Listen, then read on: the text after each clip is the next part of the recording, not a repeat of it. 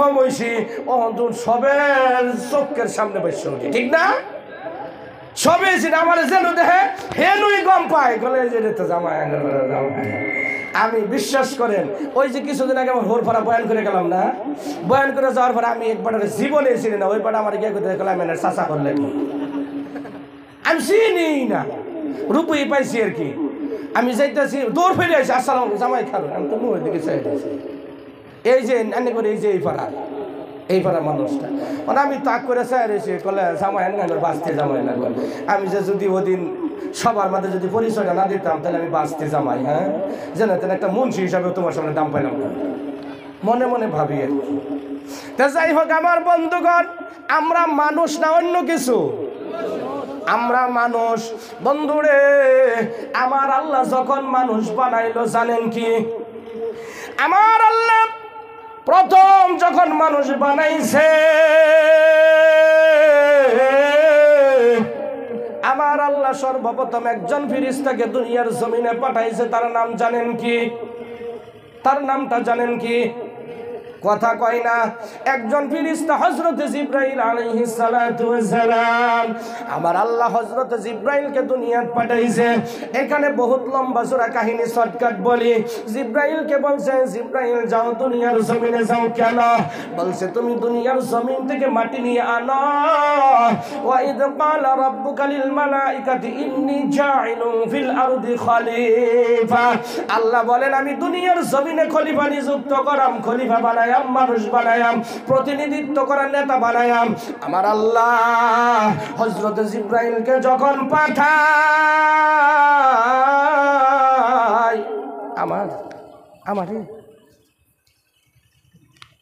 আমার আল্লাহ যখন প্রথম হযরত জিবরাইলকে পাঠায় রে বন্ধু, জিবরাইলকে যখন পাঠাইছে দুনিয়ার জমিনে হাত দিছে। বলুন জিবরাইলের মতো শান্ত শিষ্ট কোনো ফেরেশতা নাই। একবার কন্যা সুবহানাল্লাহ। জিবরাইলের মতো ঠান্ডা মিজাজি কোনো ফেরেশতা নাই। আমার আল্লাহ জিবরাইলকে পাঠাইছে, যাও কোথায়? দুনিয়ার জমিনে। কেন? মাটি আনো। আয়েশা যখন জমিনে হাত দিছে, জমিন বলে ভাই জিবরাইল রে তোমার হাতে ধরি পায়ে ধরি আল্লাহর দোহাই দিয়ে বলি জমিন থেকে মাটি নিও না। আর জিবরাইল জিজ্ঞাসা করেছে কেন? মাটি বলে জিবরাইল রে আমার আল্লাহ যে একজাত জিন বানাইছে, এরা জমিনের উপরে যতটুক নাফরমানি করছে, আল্লাহ যদি এই মাটি দিয়ে আবার মানুষ বানায়, এই মানুষের মতন নাফরমানি কোনো মাখলুকাতে করবে না। ও বন্ধুরে আমরা যে কয় নম্বর বালা মারি আগের থেকেই জানতো। হযরত জিবরাইল চলে গেছে কই? আল্লাহর দরবারে নরম মনের মানুষ চলে গেছে। হযরত ইসরাফিল আসছে, মাটি একই কথা বলা শুরু করেছে। হযরত মিকাইল আসছে, আবার একই কথা বলা শুরু করেছে। ওই সময় আমার আল্লাহ 4 নম্বর একজন ফেরেশতাকে পাঠাইছে রে বন্ধু। বলুন তো তার নামটা কি? যেই ফেরেশতার সামনে, যেই ফেরেশতা এখানে আমরা বসে আছি, যদি সভাপতিকে নিয়ে যাই কারো আমরা কেউ হিরাইতে পারবো না। আমাকে যদি নিয়ে যাই কেউ হিরাইতে পারবে না। আমার ছোট ভাইকে নিয়ে গেল, শ্বশুরকে নিয়ে গেল, মাকে নিয়ে গেল, কোনোদিন হিরাইতে পারলাম না। এক কথাই বুঝেন আমাদের দেশের সবচেয়ে থেকে বড় একজন বিজ্ঞানী ছিল, তার নাম ডক্টর এপিজে আব্দুল কালাম। বলুন তো এপিজে আব্দুল কালাম বাইসে রয়েছে না কব্বরের খুরুলো ঢুকছে? বোঝা গেল এমন একজন ফেরেশতাকে আল্লাহ পাঠাইছে যার সামনে কারো পরিচয় নাই, শুধুমাত্র একটাই পরিচয়। এই মানুষটা, এই ফেরেশতাটা যখন আসে একটা সূরত হইল, যদি হে জান্নাতি ব্যক্তি হয় তার সামনে আইব হুজুরের সূরত ধইরা, আর যদি জাহান্নামী হয় তার সূরতটা হবে বেলেগ ধরনের ভয়ানক সূরত। ও বন্ধু হযরত আজরাইলকে যখন দুনিয়াত পাঠাইলো, আজরাইল আয়েশা যখন জমিনে হাত দিল রে বন্ধু, হযরত আজরাইলের হাত জমিনে ডাইবা গেছে। কি হয়েছে ভাই? ডাইবা গেছে। কত্তানি জানেন কি? 1 গজ 2 গজ নয়, 70 গজ। কয় গজ? 70 গজ মাটি কান্দা আরম্ভ করেছে। হে আজরাইল রে সাবধান, মাটি নিও না। আজরাইল কয় কেন? বলে আগের তিনটারে পাঠাইছি, তুমিও যাওগা। আজরাইল কও আগের তিনটারে সিধা পাইছিল, আমিও তো সিধা না, আমি অত সিধা না। আগের তিনটারে সিধা পাইছো, পাঠাই দিছ, আমি এত সোজা না যে আল্লাহর দুহাই দিয়ে ওই তিনটারে তুমি পাঠাইছ। আমি আজরাইল ওই আল্লাহর দুহাই দেই, মাটি রে আমাকে তুই বাধা দিস না। হযরতে আজরাইল এক খামসা দিছে, 40 মুন মাটি জমিন থেকে নিয়ে গেছে। কোন সুবহানাল্লাহ। কয় মুন? 40 মুন। আঙ্গর মাথা তুড়াই দিলে আমরা দৌড় ফেরা খাটোয়াল সাইড লয়ে যেতাম না। হ্যাঁ, বাবা মতন 10 কিলো মাটি উঠাই দিলে কারো সেটা না গো।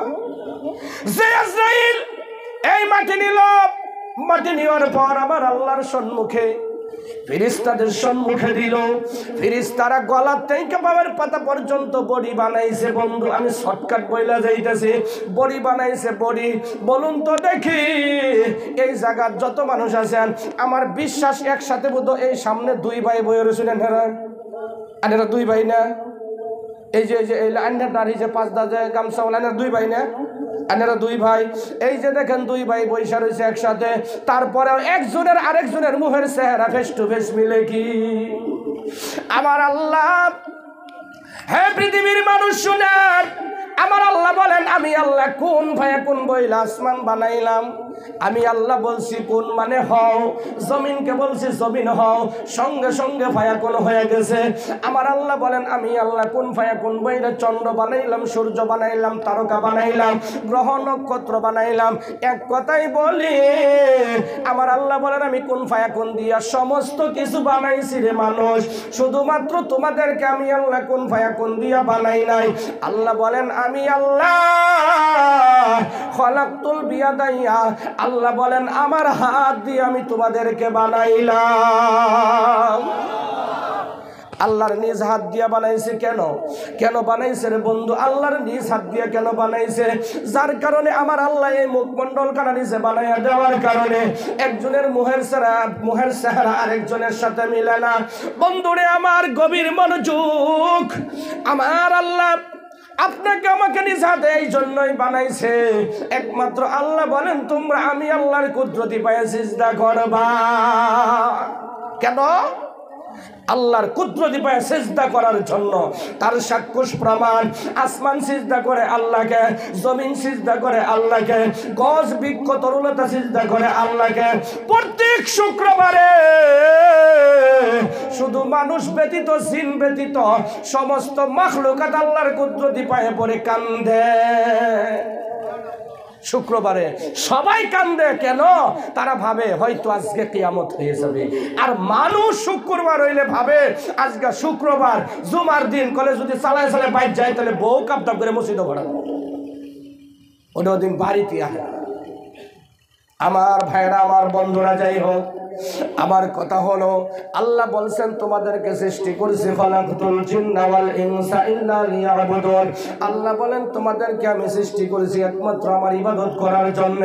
বন্ধুরে আমার আল্লাহ আমাদের এমএল সাহেব বলে গেছে, আল্লাহ যদি ইচ্ছা করতো আপনার চক্ষু সামনে না দিয়ে যদি পিছনে দিত, বলুন তো আপনি চলতে পারতেন কি?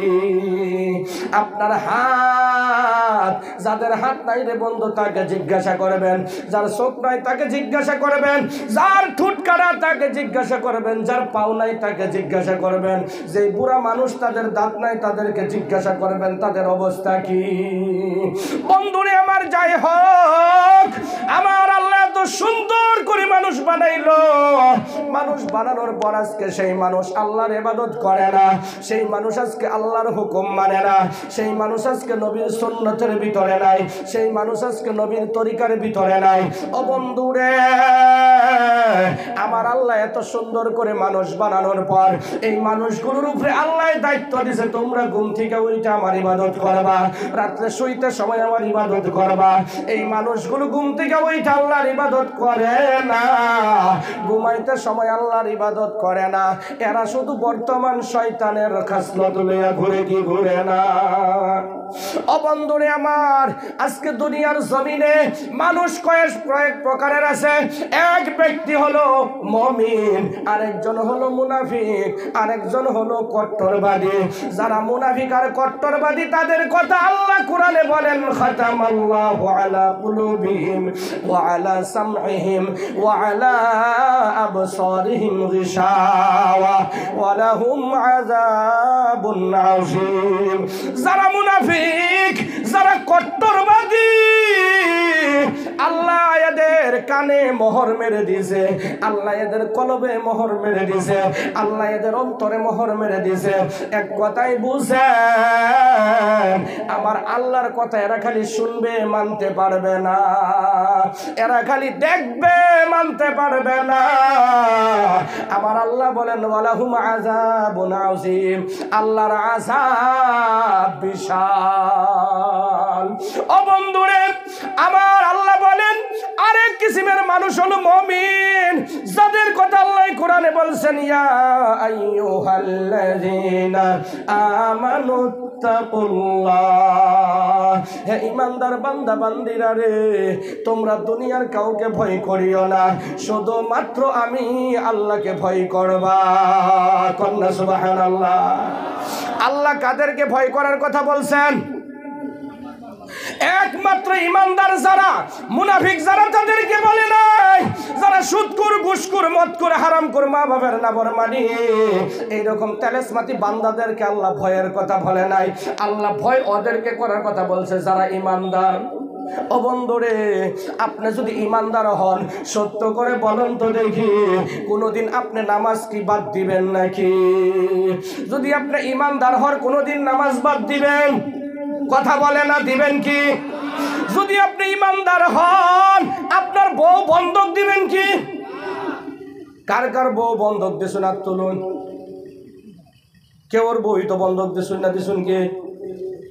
বুঝছেন না? কখন যদি আমি বাইঙ্গা গই তাইলে কবেন হুজুর হাসাই তো কেডা কেডা বন্ধক বন্ধন ঘুরতে টেহা নিছুন, ওরা বেহেই তার বউগুলি বন্ধক দিছুন।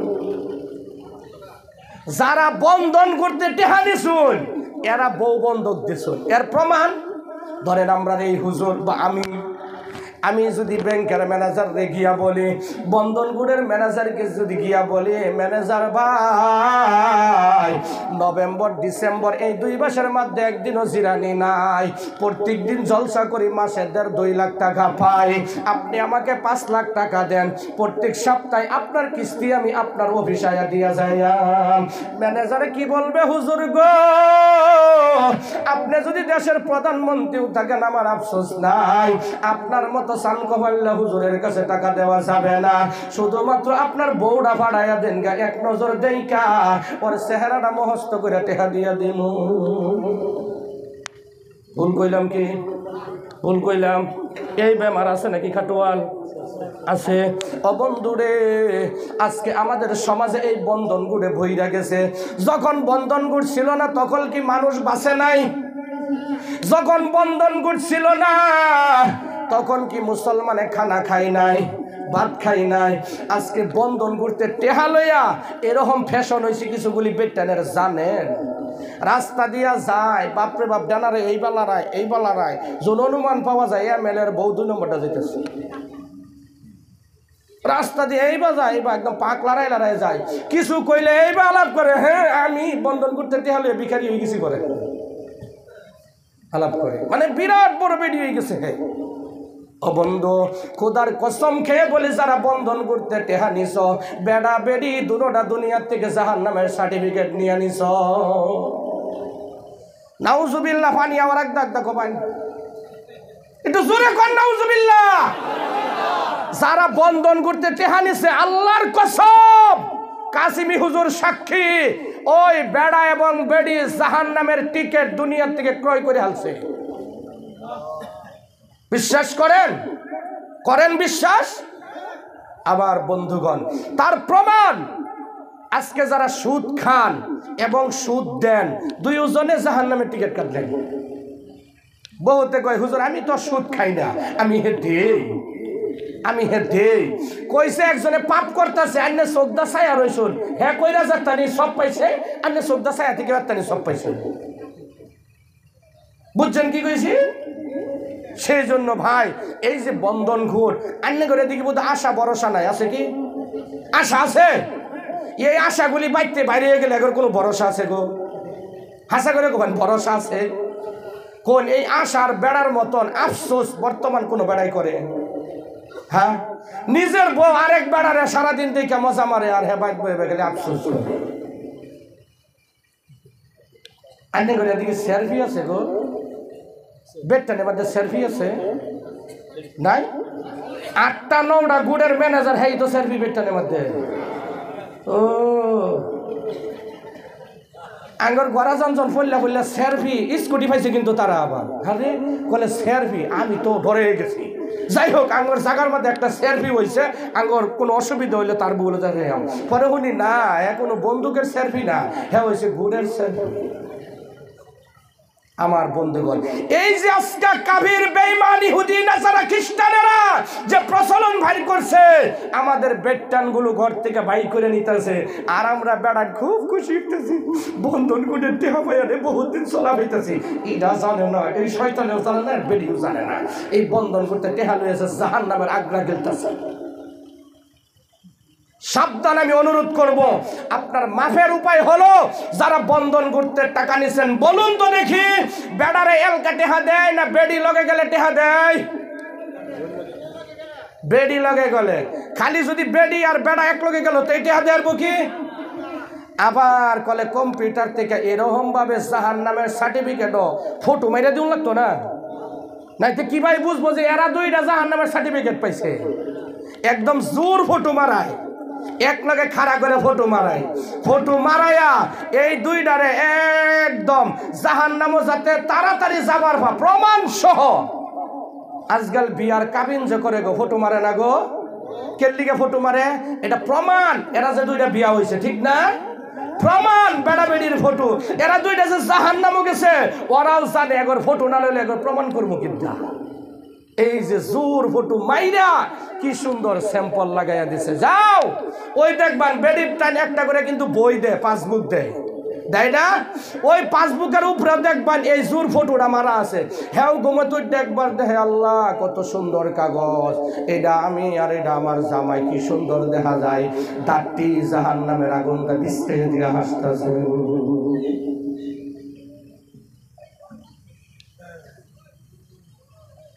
বাঁচবার উপায় কি ভাই? এই জাহান্নাম থেকে বাঁচবার উপায় কি? একটা উপায় লাগতো না? লাগতো না? লাগবো না? নাই, বাঁচবার উপায় হলো আজকে বাড়ি যাবেন, কালকে আপনি এই বন্ধন গুড়ের যতগুলি কিস্তি আছে প্রত্যেকটা কিস্তি ওই গুড়ের ম্যানেজারকে ডাইকে না পরিশোধ করবেন, আর আপনি কাল্লাহ থেকে তওবা কইরা এটা বন্ধ করে দিবেন, আর জিন্দেগি দিবেন না, আল্লাহ মাফ করে দিবেন। বুঝছেন কি কইছি? আল্লাহ মাফ করে দিব। আর যদি আপনি কোন যে হুজুর আমরা হেলে একবারে কইছি, এটা সাক্ষুষ প্রমাণ আমি শুনছি, আমার দাদি কইছে যে একবারে মরার আগে কইছেন মরার পরে লাগে গুয়াদা গুল যাক। আল্লাহর কসম, মানুষটা যেদিন কবর দিছে তারপরের দিন গুইলে সারে কানে ডাকারা করছে কবরে।